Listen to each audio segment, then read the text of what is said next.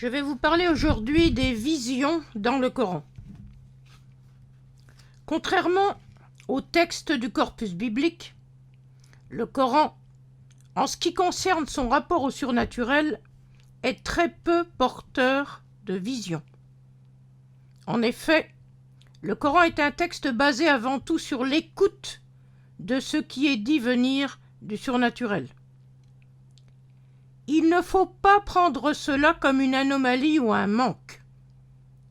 Cela correspond simplement à un fait de terrain qui est lié au cadre de vie de l'Arabie aride.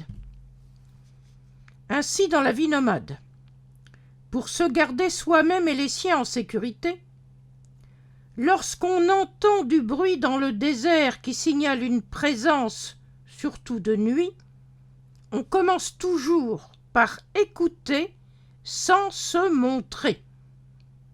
En effet, dès qu'on voit, on peut être vu. Alors, il est souvent trop tard pour réagir et se mettre hors de portée d'un danger si la présence détectée est hostile. Lorsqu'on a compris de qui il s'agit, s'il s'agit d'un groupe avec lequel on a des différends, on s'éloigne sans bruit. Au contraire, s'il s'agit d'un groupe reconnu comme allié et ami, on se fait accueillir et on échange les nouvelles, l'anba, tout le restant de la nuit. Le Coran compte 2 passages qui sont clairement de vision du surnaturel. L'un est très souvent cité, car c'est lui qui a servi de référent textuel au mythe post-coranique du Mi'raj. Il s'agit du double passage de la sourate 53, d'abord les versets 2 à 12, puis les versets 13 à 18. Celui qui est gratifié de cette vision est identifié au verset 2 comme étant votre compagnon, sahibukum. On est donc clairement dans le cadre de la tribu. Le terme wahi est employé 2 fois dans le premier passage, les versets 4 et 10.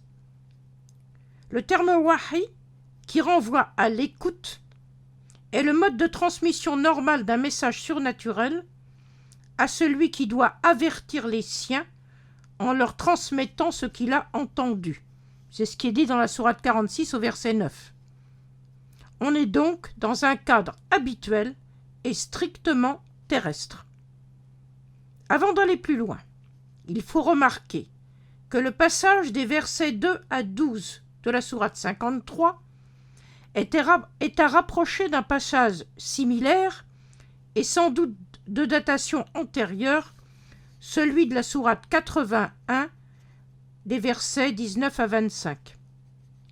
L'expression « votre compagnon, sahibukum » est présente au verset 22 de la sourate 81 comme il l'est dans la sourate 53. Dans les 2 cas, la vision est positionnée au niveau de l'horizon, ufuq, dans la sourate 81 au verset 3 et dans la sourate 53 au verset 7. Dans la sourate 81, ce qui est mis en avant, c'est la fiabilité du message reçu, dont il est dit qu'il n'émane pas d'un djinn malfaisant, c'est dit au verset 25 de la sourate 81. On a là une allusion au fait que dans la société du 7e siècle, on pensait que les djinns avaient connaissance du ghaib, l'avenir caché, croyance que combat évidemment le Coran, comme dans la sourate 37 au verset 8. La différence entre les 2 passages tient dans la qualification du transmetteur surnaturel. Dans la sourate 81, il s'agit d'un messager de confiance, Rasoul Karim, qui est dit missionné par le possesseur du trône, Dhul Arsh, autrement dit la personne divine. Par contre, dans la sourate 53, c'est la personne divine elle-même qui semble descendre sur l'horizon et se positionner dans une proximité immédiate. C'est elle qui est dite donner audition de ce qu'elle transmet à son serviteur, Awha ila abdihi. Or, un humain qualifié de abd ne peut l'être que par rapport à la personne divine elle-même et à nul autre. Face à la mise en scène de cette vision, on ne peut que faire un rapprochement avec le missionnement de Moïse, quand il reçoit les signes ayat avant d'aller affronter Pharaon, tel que cela est évoqué dans les passages de la sourate 79 au verset 16, la sourate 28 au verset 29 et 30 et la sourate 19 au verset 52. Muhammad dans sa tribu est en effet en attente de signes, ayat, qui authentifieraient sa mission aux yeux de sa tribu et qui le légitimeraient comme l'avaient été ceux qui l'avaient précédé. C'est en effet une demande constante qui est faite à l'inspiré mécois par les membres de sa tribu que d'avoir à justifier de la validité de son inspiration. Qu'il nous amène un signe, falyatina bi aya, est-il demandé dans la sourate 21 au verset 5. Or, comme cela est dit dans la sourate 40 au verset 78, c'est Allah seul qui décide de donner ou non un signe aya à ses messagers, Rusul.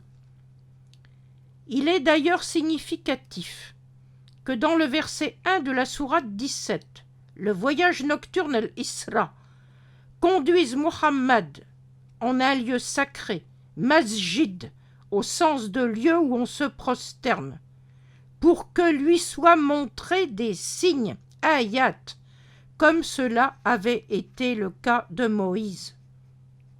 Quant au deuxième passage de vision, qui arrive à la suite dans la sourate 53, il ne fait que confirmer le premier passage, mais en localisant la vision dans un espace arboré, sous un grand jujubier, sidra, étant donné l'aridité du site mécois. On peut penser soit à un espace rêvé, soit à une glose décalée et ajoutée postérieurement. Mais le verset 18, qui termine la séquence tout entière, reste bien dans la ligne du discours, en assurant que l'objectif est atteint.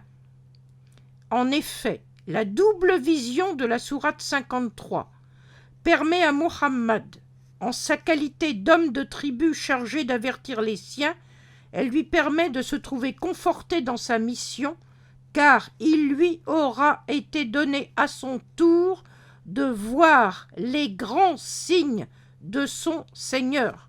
Laqad ra'a min ayati rabbihi al-kubra. Tel est dans son texte le passage visionnaire de la sourate 53.